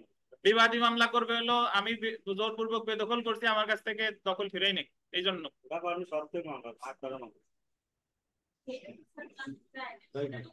আপনারে সহজ কথা শুনেন, বলছি যে 9 ধারা সুনির্দিষ্ট প্রতিকার আইনের 9 ধারার মামলা লোকাস স্ট্যান্ডে রাইট টু সু কে কে করতে পারে? স্যার, যে বেদখল হয়েছে সেই। আর কেউ পারবে? না পারবে না, পারবে। আরে সেটা তো বিকাশ, প্রতিনিধিও পারবে। ওখানে বলা আছে যে যে বেদখল হয়েছে সে পারে, অথবা অন্য কোনো ব্যক্তি যদি যে বেদখল হয়েছে সে যদি তারা কি দেয়? অনুমতি দেয়। এনি পার্সন ক্লেমিং থ্রু হিম। কি উন্নতি আমাদের পড়ালেখার বলেন দি? 10 বার রিভিশন দিলেও তো আপনাকে উন্নতি হবে না, বেসিক জিনিস পারেন না। দেখেন 8 ধারার মামলা স্বয়ং মালিককেই করতে হবে, অন্য কেউ করলে হবে না। কিন্তু 9 ধারার মামলা যে বেদখল হয়েছে সে ছাড়া সে যদি কারো অনুমতি দেয় সেও দায়ের করতে পারে। আচ্ছা, এখানে মোটামুটি আর সেকশন যেটা পড়বো সেটা হলো 10 নাম্বার অনুচ্ছেদ। 10 অনুচ্ছেদ, বাকিগুলা পড়া লাগবে না। 10 অনুচ্ছেদে দেখেন অগ্রক্রয়ের মামলা, এটা আমরা অলরেডি পড়েছি, রাইট টু প্রিএমশন, মনে আছে কিনা? অগ্রক্রয়ের মামলা তামাদি মেয়াদ কতদিন? 1 বছর। ওই 1 বছরের যে বিষয়টা, এটা আমরা ব্যাখ্যা করছি যে যদি ক্রেতা দখলে যায় তখন থেকে 1 বছর, যদি দখলে না যায় তাহলে দেখবো দলিলটা রেজিস্ট্রি হয়েছে কিনা, তখন থেকে কত? 1 বছর। যদি দখলেও না যায়, দলিল রেজিস্ট্রিও না হয়, তাহলে 6 বছর। 120 অনুচ্ছেদ। 120 অনুচ্ছেদ। এই যে দেখেন ডান সাইডে দেখেন, যখন ক্রেতা যে বিক্রয়ের বিরুদ্ধে মামলা করা হবে সেই বিক্রিত সমস্ত সম্পত্তিতে প্রত্যক্ষ দখল গ্রহণ করে, বা যে ক্ষেত্রে বিক্রয়ের বিষয়বস্তু প্রত্যক্ষ দখল স্বীকার করে না সেক্ষেত্রে বিক্রয় দলিল যখন কি হয়, রেজিস্ট্রি হয়, এই 2টা দিনের থেকে 1 বছর। তাহলে আমরা দুইয়ে পেলাম ক্ষতিপূরণের মামলা 90 দিন, 3-এ পেলাম সুনির্দিষ্ট প্রতিকার আইনের মানে 9 ধারার মামলা কতদিন, 6 মাস, আর 10-এ পেলাম অগ্রকর মামলা কতদিন, 1 বছর।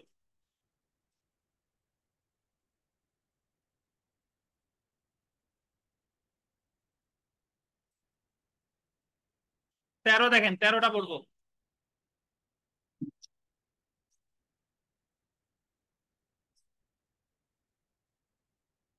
মামলা ছাড়া অন্য কোনো কার্যধারায় দেওয়ানি আদালতের কোনো সিদ্ধান্ত বা আদেশ পরিবর্তন বা বাতিল করার জন্য কত বছর, 1 বছর। মামলা ছাড়া অন্য কোনো কার্যধারায় দেওয়ানি আদালতের কোনো সিদ্ধান্ত বা আদেশ পরিবর্তন বা বাতিল করার জন্য 1 বছর। জি, এতটুকুই, এর বেশি ব্যাখ্যা করতে পারবো না, বুঝতে পারছেন?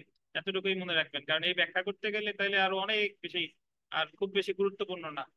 আপনি জাস্ট মনে রাখবেন যে মামলা ছাড়া অন্য কোনো কার্যধারায় দেওয়ানি, মামলা ছাড়া যেহেতু আপনি জিজ্ঞেস করলেন, আবার না বললেও আমার খারাপ লাগে, যে মামলা ছাড়া অন্য কোনো কার্যধারা, ডিক্রি জারি কি মামলা? এটা সুট না, এটা এক ধরনের কি কার্যধারা। তো সেই কার্যধারায় কোনো সিদ্ধান্ত বা আদেশ বা বাতিল পরিবর্তন করার জন্য আপনাকে আবেদন করতে হবে কত বছরের মধ্যে, 1 বছরের মধ্যে। 16 নাম্বারটা দেখেন, 16 নাম্বারটা 3টে স্টার দেন, 16 অনুচ্ছেদ, 16 অনুচ্ছেদ আন্ডারলাইন করেন। বকেয়া রাজস্ব বা একইভাবে আদায়যোগ্য অন্য কোনো পাওনার জন্য গোল দিবেন রাজস্ব বিভাগ কর্তৃক দাবিকৃত অর্থ পুনরুদ্ধারের জন্য সরকারের বিরুদ্ধে মামলা। এটা মামলাটা করবে কে? রাজস্ব বিভাগ। কি পাইছেন? 16 অনুচ্ছেদ মামলাটা করবে কে? রাজস্ব বিভাগ। কার বিরুদ্ধে? সরকারের বিরুদ্ধে। কি আদায়ের জন্য? বকেয়া রাজস্ব, বকেয়া রাজস্ব বা অর্থ পুনরুদ্ধারিত আপনার বকেয়া রাজস্ব। এটা কত বছর? 1 বছর। এটা বিবিআই। 19 নাম্বার খুবই গুরুত্বপূর্ণ, 19 বিবিআই। দেখেন 19 নাম্বার, মিথ্যা বা অন্যায় কারাদণ্ড, ফলস ইমপ্রিজনমেন্ট, আন্ডারলাইন করেন। ভোগের জন্য ক্ষতিপূরণ আদায়ের মামলা 1 বছর। বললেন আপনি যখন মাঝে মাঝে আমাদের আশেপাশে এরকম জানতে মানে আমরা জানতে পারি পেপার মারফত যে একজন ব্যক্তির নাম ধরেন তানবীর, বাট অন্য আর একজন তানবীরে ধরে নিয়ে গেছে, সে 10 বছর পর ছাড়া পাইছে, কিন্তু অ্যাকচুয়ালি যে তানবীরে ধরার কথা সেই তানবীর কিন্তু সাজা কাটে নাই। তাহলে এই যে যে কারাদণ্ডটা সে ভোগ করছে কিভাবে? মিথ্যা বা অন্যায় ভাবে। তাহলে সে যখন সাজা ছাড়া পাবে তখন থেকে সে যদি ক্ষতিপূরণের মামলা করতে চায় কত বছরের মধ্যে করতে হবে? 1 বছর। এটা বলছে কত অনুচ্ছেদে? 19 অনুচ্ছেদে। বুঝতে পারছেন? কি আপনার প্রতি মেলে না? আচ্ছা, 23-24 বিবিআই। 23 দেখেন, 23,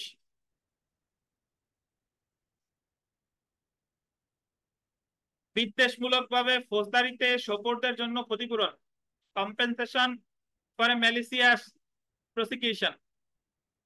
এটা হচ্ছে যখন একজন ব্যক্তি আরেকজন ব্যক্তির বিরুদ্ধে মিথ্যা মামলা করে। কি মামলা করে?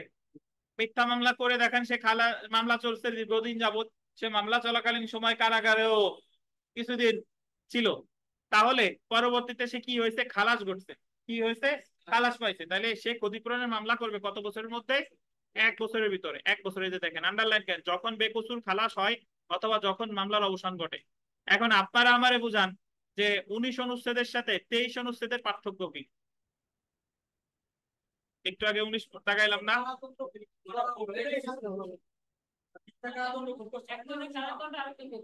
হ্যাঁ, এটা 19। আর একটা হলো মিথ্যা মামলা হয়েছে। হ্যাঁ, বুঝতে পারছেন? মানে ওই যে আপনারা দণ্ডবিধিতে 211 ধারায় মামলা করি, মনে আছে? 211 ধারায় যখন ওই মামলা প্রমাণিত হয় যে আসলে যে রাষ্ট্রপক্ষ বা সংবাদদাতা যে মামলাটা করছে এটা হচ্ছে কি মামলা? মিথ্যা মামলা। তাই তার বিরুদ্ধে 211 ধারায় তো মামলা করলেনই। আর দেওয়ানি মামলা করবো হলো কি মামলা? ক্ষতিপূরণের মামলা। যেদিন থেকে খালাস পাইছি অথবা যেদিন থেকে মামলার অবসান ঘটছে সেদিন থেকে কত বছর? 1 বছর। এটা আপনি সংবাদদাতাকে তার বিরুদ্ধে করবেন ক্ষতিপূরণ, রাষ্ট্রের বিরুদ্ধে করবেন, দুইজনকে বিবাদী বানাবেন। না, অনুমতি তো তখন নেওয়া লাগে যখন আমি ফৌজদারি মামলা করব। আমি তো মামলা করতেছি কি মামলা? দেওয়ানি মামলা। দেওয়ানি মামলা আমি সরকারের নোটিশ দিতে পারি। যদি আমি নোটিশ দেই 2 মাস আগে, সরকার সময় পাবে 60 কার্য দিবস। যদি কোনো নোটিশ না দেই তাহলে সরকার সর্বনিম্ন সময় পাবে কত? 3 মাস। 24 খুবই গুরুত্বপূর্ণ, দেখেন লিখিত কুৎসা লাইবেল দ্বারা মানহানির জন্য ক্ষতিপূরণের মামলা। তো লিখিত কুৎসা তো মানহানি কত মিঠুন বিশ্বাস, মানহানি আমাদের দণ্ডবিধি কত ধারায় সংজ্ঞা দিছে বলেন? 499-তে সংজ্ঞা, 500 ধারায় শাস্তি, 500 ধারায় শাস্তি। তাই ওই জায়গায় যদি কেউ আপনার বিরুদ্ধে বাজে কথা লেখে তাহলে লিখিত কুৎসা হলো। তাই লিখিত কুৎসার বিরুদ্ধে ক্ষতিপূরণের মামলা কত অনুষ্ঠিত? 24। কত বছর? 1 বছর। 25 দেখেন, 25 গুরুত্বপূর্ণ। 25 অনুচ্ছেদ মৌখিক কুৎসা বা স্ল্যান্ডার তারা মানহানির জন্য ক্ষতিপূরণের মামলা। তো আপনি আপাতত এতটুকু মনে রাখেন যে মানহানির মামলার বিরুদ্ধে ক্ষতিপূরণের মামলা করলেই কতদিন? 1 বছর। যখন থেকে মানহানি করছে তখন থেকে 1 বছর ক্ষতিপূরণের মামলা করতে হবে। 24-25 লিখিত হইলে 24 আর মৌখিক হইলে 25। এখন আর কেউ বলবেন না? প্রশ্ন তো করেন, আরিফ সাহেবের তো প্রশ্ন করার কথা যে যদি ইশারায় মানহানি করে নাকি, বলবেন না?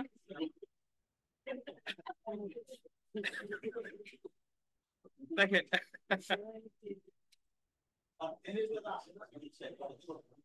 দিনেশ হচ্ছে ভাবি স্টুডেন্ট, মানে একদিন আসবে ইনশাল্লাহ।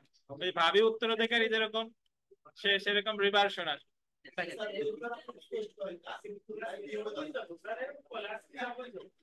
আচ্ছা যাই হোক, এরপরে আমরা চলে আসবো 39 অনুচ্ছেদ। 39-এ চলে আসেন ভাই।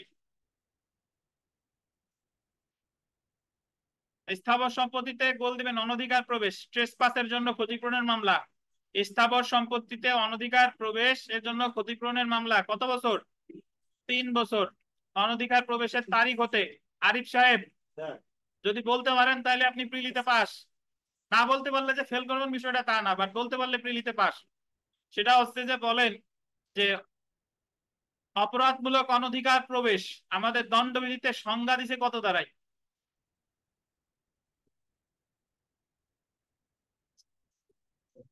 অপরাধমূলক অনধিকার প্রবেশ আমাদের দণ্ডবিধিতে সংজ্ঞা দিছে কত ধারায়?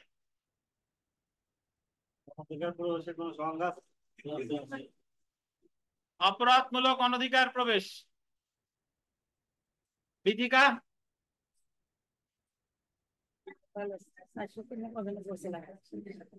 আপনার ওই সোলাটিয়াম রিলেটেড মনে করেন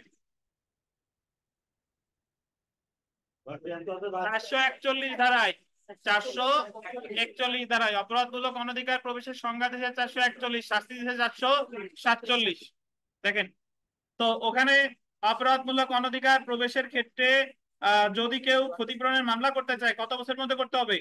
3 বছর। কত অনুচ্ছেদ? 39। 40 বিবিআই। দেখেন গ্রন্থ সত্য বা কপিরাইট বা অন্য কোনো বিশেষ সুবিধা লঙ্ঘনের ক্ষতিপূরণের মামলা কত বছর? কপিরাইট মানে হচ্ছে যে ধরেন যে কেউ কোনো বই লিখলে অথবা গান গাইলে অথবা কবিতা লিখলে যাই হোক না কেন, সে ওই জিনিসটা কপিরাইট প্রোটেক্টেড করতে পারে। তো এই আইন পাঠ বই একটা কপিরাইট সত্য আছে, গ্রন্থ সত্য আছে। আমি আপনি যদি আইন পাঠ বইয়ের হুবহু নকল করি তাহলে উনি আবার আমার বিরুদ্ধে কিসের মামলা করবে? ক্ষতিপূরণের মামলা করবে। ক্ষতিপূরণের মামলা করবে কত বছরের মধ্যে? 3 বছরের মধ্যে। তাহলে যদি বলে কপিরাইট লঙ্ঘনের মামলা কত অনুচ্ছেদে? 40 অনুচ্ছেদে। কত বছর? 3 বছর। আচ্ছা, আর স্থাবর সম্পত্তিতে অনধিকার প্রবেশের মামলা কত অনুচ্ছেদ? 39-এ। কত বছর? 3 বছর। আচ্ছা,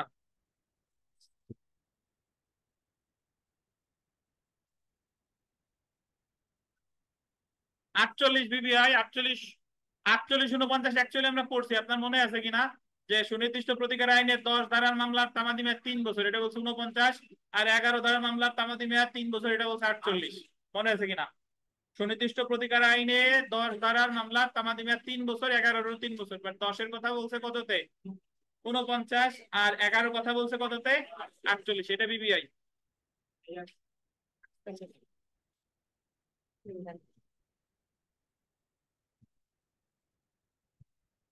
50 দেখেন, 50 প্রাণী, যানবাহন, নৌকা, গৃহের আসবাবপত্রের ভাড়ার জন্য মামলা। কত বছর? 3 বছর। প্রাণী ভাড়া দিচ্ছেন, যানবাহন ভাড়া দিচ্ছেন, নৌকা ভাড়া দিচ্ছেন, গৃহের আসবাবপত্র ভাড়া দিচ্ছেন, এই ভাড়ার জন্য মামলা, ভাড়ার টাকা যদি কেউ না দেয় তাহলে মামলা করতে হবে কত বছরের মধ্যে? 3 বছরের মধ্যে। তো আমরা চলে আসি অর্থ আদায়ের জন্য মামলা। এই এই অংশে যদি আসি, দেখেন অর্থ আদায়ের জন্য মামলা আন্ডারলাইন করেন। অনুচ্ছেদ 51 থেকে কত? 64। 51 থেকে 64, 51 থেকে 64 অনুচ্ছেদ পর্যন্ত 57 এবং 111 অনুচ্ছেদে বিভিন্ন ধরনের অর্থ আদায়ের মামলা দায়েরের তামাদি মেয়াদ উল্লেখ করা হয়েছে।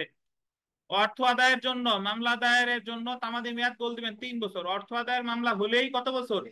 তবে 16 অনুচ্ছেদে অর্থ আদায়ের মামলার তামাদি মেয়াদ 1 বছর, আর 112-তে আছে, 132-এ আছে 12 বছর।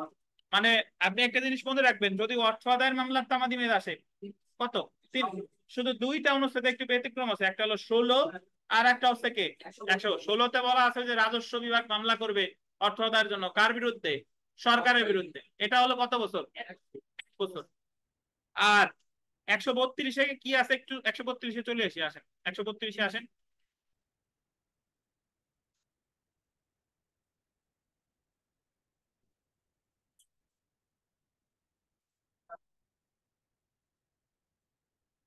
একশো 32 দেখেন, যে প্রাপ্য টাকার জন্য স্থাবর সম্পত্তি দায়বদ্ধ থাকে তা আদায়ের জন্য মামলা।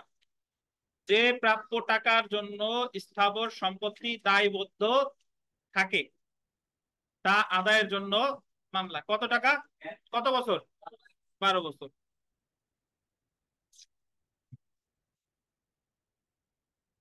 এই দুইটা ছাড়া আর যত অর্থ আদায়ের মামলা আছে সব কত বছর? 3 বছর। তো আমরা চলে আসি, দেখেন 57 অনুচ্ছেদটা বিবিআই। 57 অনুচ্ছেদ যে অর্থের মাধ্যমে পরিশোধযোগ্য কর্য বা ধার দেওয়া, ধার লেখেন, ধার দেওয়া অর্থ আদায়ের জন্য মামলা 3 বছর। মানে নর্মালি এই যে আমরা বিভিন্ন সময় যে উদাহরণ দেই যে আপনি ধার দিচ্ছেন এত টাকা, অর্থ আদায়ের মামলা করতে হবে 3 বছরের মধ্যে, এই 3 বছরেরটা হচ্ছে কত অনুচ্ছেদে বলা আছে? 57। 57 অনুচ্ছেদ, 57 অনুচ্ছেদ। তো এরপরে 57-র পর আর লাগবে না। 57-র পর আমরা সরাসরি চলে আসি, দেখেন গতবার এটা পড়াইছিলাম, আপনাদের পরীক্ষায় একাধিকবার আসছে, এবং লাস্ট টাইম যে এমসিকিউ পরীক্ষা হলো সেখানে এই 84 অনুচ্ছেদে আসছে। দেখেন 84 অনুচ্ছেদ, যে কোন মামলা নির্দিষ্ট কোনো কাজ বাবদ খরচের জন্য যে ক্ষেত্রে উক্ত খরচ পরিশোধের কোনো সময় নির্দিষ্ট করে কোনো প্রকাশ্য চুক্তি হয়নি সেই ক্ষেত্রে অ্যাডভোকেট বললেন, অ্যাডভোকেট কর্তৃক খরচা আদায়ের মামলা কত বছর? অ্যাডভোকেট কর্তৃক খরচা আদায়ের মামলা কত বছর? 3 বছর।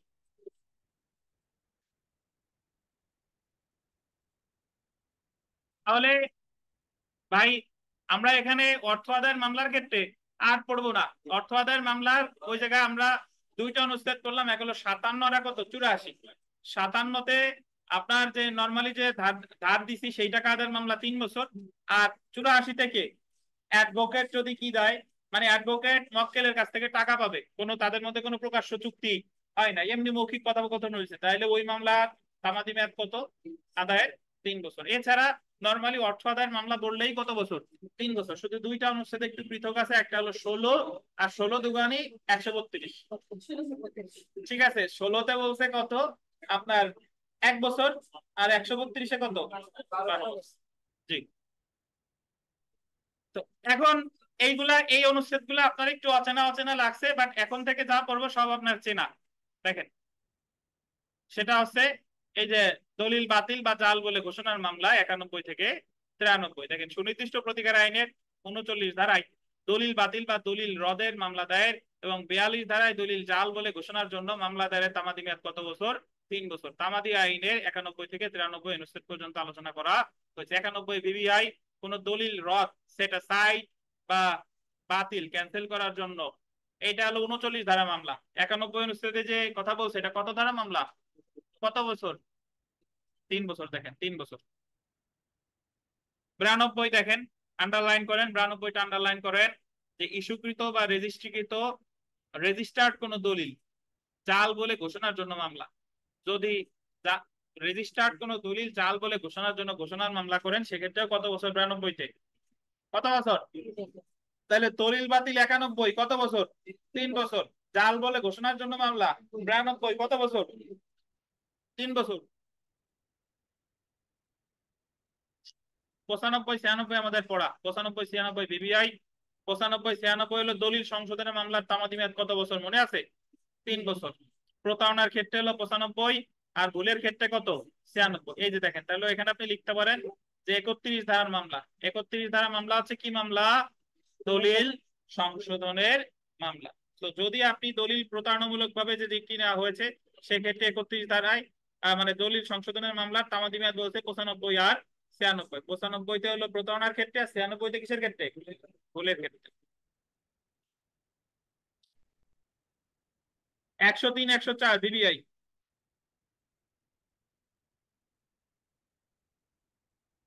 অবিলম্বে পরিশোধযোগ্য এক্সিজিবল ডাওয়ার বা মুজ্জল মোহরের জন্য মুসলিম মহিলা কর্তৃক মামলা 103। আচ্ছা, আমরা নর্মালি মুসলিম ল অনুসারে দেন মোহর হচ্ছে, ধরেন হচ্ছে আপনার 2 প্রকার। একটা হচ্ছে আপনার বিলম্বিত, আর একটা হচ্ছে অবিলম্বে। মানে আপনাদের সহজভাবে বোঝানোর জন্য বলি, যে দেন মোহরটা সাথে সাথে দেওয়া হয় সেটা হলো অবিলম্বে। আর যে দেন মোহরটা সাধারণত পরে দিবে বলতে বোঝায়, নর্মালি অধিকাংশ ক্ষেত্রে যেটা হয় যে ভবিষ্যতে দিবে, সাধারণত ডিভোর্স হইলে অথবা অন্য কোনো ঘটনা ঘটলে, সেই ক্ষেত্রে হলো বিলম্বিত। সো যদি 103-এ বলছে অবিলম্বে পরিশোধযোগ্য, অবিলম্বে পরিশোধযোগ্য মানে কি? যেটা সাথে সাথে, বিয়ের সাথে সাথে দেওয়া, সেটা যদি না দেয় তাহলে মামলা করতে হবে কত বছরের মধ্যে? দেখেন 3 বছর। আর বিলম্বিত দেনমোহর কত? 104। এটা বলে ডেফার্ড ডাওয়ার। সো এক্ষেত্রেও কত বছর? 3 বছর। তো আপনি এতটুকু মনে রাখবেন যে বিলম্বিত হোক বা অবিলম্বে হোক, ডাওয়ার বা দেনমোহরের তামাদি মেয়াদ কত বছর? 3 বছর। এখন ডাওয়ার আর ডাউরি দুই আপনারা এক করে ফেলেন। ডাউরি মানে হচ্ছে যৌতুক। ডাউরি মানে কি? যৌতুক। আর ডাওয়ার মানে কি? দেনমোহর। ডাওয়ার মানে দেনমোহর। সো এক্সিজিবল ডাওয়ার বা অবিলম্বে যেটা আছে 103, আর বিলম্বিত যেটা ডিফার্ড ডাওয়ার, এটা আছে কত? 104 অনুচ্ছেদ। বাট উভয় ক্ষেত্রেই দেনমোহরের তামাদি মেয়াদ কতদিন? 3 বছর। এই বিথিকা বিশ্বাস, হিন্দু মহিলা কর্তৃক দেনমোহরের টাকা আদায়ের তামাদি মেয়াদ কতদিন? তাই আপনারা দেয় নাই?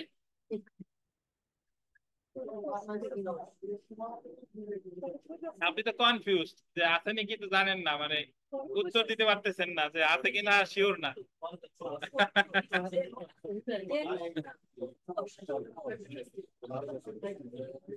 আচ্ছা, 109 বিবিআই, 109 অনুচ্ছেদ 109 এর নিচে লেখেন মধ্যবর্তী মুনাফা, মিন প্রফিট। অনুচ্ছেদ 109 এর নিচে লেখেন মধ্যবর্তী মুনাফা। 109 পাইছেন? বাদীর স্থাবর সম্পত্তি থেকে প্রাপ্ত যে মুনাফা বিবাদী অন্যায়ভাবে গ্রহণ করেছে তার জন্য মামলা। আরিফ সাহেব, মধ্যবর্তী মুনাফা কারে বলে? সহজে বুঝাই দেন। স্যার আমার একটা বাগান আছে স্যার। আচ্ছা, বাগানে আমি অনেক ফল ফলালি লাগাইছি স্যার, হুম, ফলও ধরছে। জি, এর মধ্যে মাসুদ যে ওই বাগানে স্যার আমার ঢুকছে। জি, বাগানে ঢোকার পরে জি, আমি কিন্তু লাগাই দিয়েছি, ফলও ঢুকছে, আমি কিন্তু ওই বাগানে যাইনি স্যার। হুম, ও আমার ওই বাগানেতে সব ফল স্যার সেল দিয়ে দিচ্ছে। হ্যাঁ, ও কিন্তু কিছুই লাগায়নি। ওই যে যে লাভটা করলো স্যার, ওই কি স্যার, ওই যে আমার বাগানের থেকে ওই যে স্যার বিল ব্রোকের স্যার, ও লাগাই নাই। কি হয়েছে?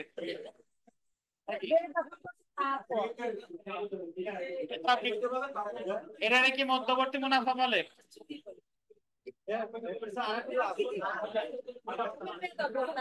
মধ্যবর্তী মুনাফার ক্ষেত্রে আগে আপনারা কি করতে হবে? বেদখল করতে হবে। আচ্ছা, ধন্যবাদ। দেখেন ভাই, 109 ভিভিআই, 109 ভিভিআই, 113 দেখেন, 113 আমরা জানি যে 113 অনুচ্ছেদ হলো চুক্তি প্রবলের মামলার তামাদি মেয়াদ কত বছর? 1 বছর। এর আগে ছিল ছোট্ট একটা ফুটনোট আছে, দেখেন 5 লেখা আছে। এর একটা সময় পর্যন্ত এর তামাদি মেয়াদ ছিল 3 বছর। কয় বছর বলেন? 3 বছর। 2004 সালে তামাদি আইন সংশোধন করা হয়, তখন থেকে 3 বছর সংশোধন করে এখন চুক্তি প্রবলের মামলার তামাদি মেয়াদ কত বছর? 1 বছর। তো যদি পরীক্ষায় প্রশ্ন আসে যে তামাদি আইন সর্বশেষ সংশোধিত হয়েছে কত সালে? 2004 সালে। 114 আমরা পড়লাম, দেখেন 14 জানি আমরা, জানার কথা। 14তে স্টার্ট দেন, 14 হচ্ছে চুক্তি রদের মামলা, মানে সুনির্দিষ্ট প্রতিকারণে কয় ধারা মামলা? 35 ধারা মামলা। কতদিন তামাদি মেয়াদ? 1 বছর। আচ্ছা, তারপরে যেটা আমরা 118, 19, 18, 19 আর 20। 18তে দেখেন আহ দাবিকৃত কোনো পোষ্য বা দত্তক গ্রহণ গোল দিবেন অবৈধ, অথবা অনুরূপ কোনো পোষ্য কখনো গ্রহণ করা হয়নি এই মর্মে ঘোষণামূলক দাবিতে মামলা। যে পোষ্যপুত্র মানে যদি এইভাবে বলে কোনো দত্তক গ্রহণ করা হয়নি এই মর্মে ঘোষণামূলক মামলা, তামাদি মেয়াদ কতদিন? 6 বছর। 118। 119 দেখেন পোষ্য বা দত্তক হচ্ছে বৈধ, বৈধ, এটাও কত বছর? 6 বছর। তো পোষ্য বৈধ হোক বা অবৈধ হোক, বা দত্তক বৈধ বা অবৈধ হোক, তামাদি মেয়াদ কত? বৈধর কথা আছে 118, আর অবৈধ, সরি, বৈধর কথা আছে 119, আর অবৈধর কথা আছে কত? 118। 120 দেখেন, 120, 120টা ভিভিআই। তামাদির মেয়াদ সম্পর্কে এই তফসিলে কোনো বিধান নেই, সেই ক্ষেত্রে তামাদি মেয়াদ, অর্থাৎ নর্মালি সকল 149 অনুচ্ছেদ পর্যন্ত বিভিন্ন মামলার তামাদি মেয়াদ বলছে, বাট তারপরেও যদি কোনো দেওয়ানি মামলা বাদ পড়ে যায়, যে অমুক দেওয়ানি মামলার কোনো তামাদি মেয়াদ নাই, তাহলে সেই মামলার তামাদি মেয়াদ নির্ধারিত হবে 120 অনুচ্ছেদ অনুসারে। কত বছর? 6 বছর। এই জায়গায় লিখতে পারেন, যেমন দিয়ে লেখেন ঘোষণামূলক মামলা, স্থায়ী নিষেধাজ্ঞার মামলা, বাধ্যতামূলক নিষেধাজ্ঞার মামলা ইত্যাদি, অগ্রক্রয় মামলা ইত্যাদি। তাহলে যদি কোনো মকদ্দমার তামাদি মেয়াদ কোনো নির্দিষ্ট অনুচ্ছেদে বলা না থাকে, সেটার তামাদি মেয়াদ কত বলেন? আচ্ছা, একটা প্রশ্ন জিজ্ঞাসা করি, বলেন তো, যে যদি কোনো দরখাস্তের তামাদি মেয়াদ বলা না থাকে, সেটা কত অনুচ্ছেদ? 181। দরখাস্তের তামাদি মেয়াদ বলা না থাকলে কত বছর? 3 বছর। এটা কত? 181। আর মামলার তামাদি মেয়াদ বলা না থাকলে কত বছর? 120 অনুযায়ী। So এটাও ভিভিআই।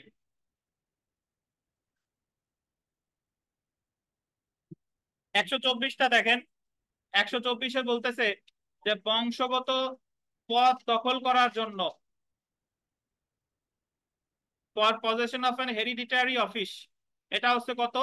12 বছর। বংশগত পদ অনেক ক্ষেত্রে এখন আর এরকম মামলা নাও হতে পারে, যে দেখা গেল যে যে তালুকদার বংশের প্রধান হচ্ছে মাসুদকে মানতেছে না, তো এই মাসুদ তালুকদার বংশের প্রধান হওয়ার জন্য যে মামলা দায়ের করবে, সেটা করতে হবে কতদিনের মধ্যে?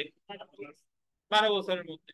দেখা গেল মাসুদের পদ দখল করছে আমাদের মিন্টু তালুকদার, তাহলে মাসুদ মামলা করবে মিন্টুর বিরুদ্ধে কত বছরের ভিতরে? 12 বছরের মধ্যে। 124।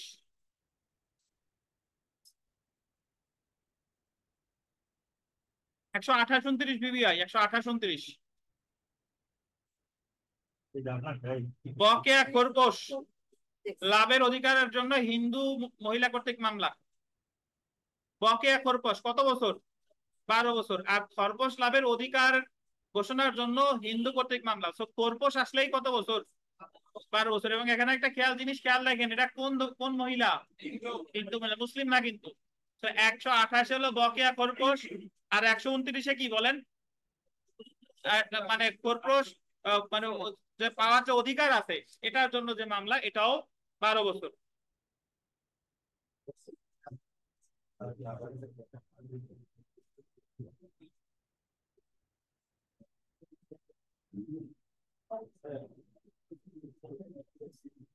একশো বিয়াল্লিশ আমরা মোটামুটি জানি।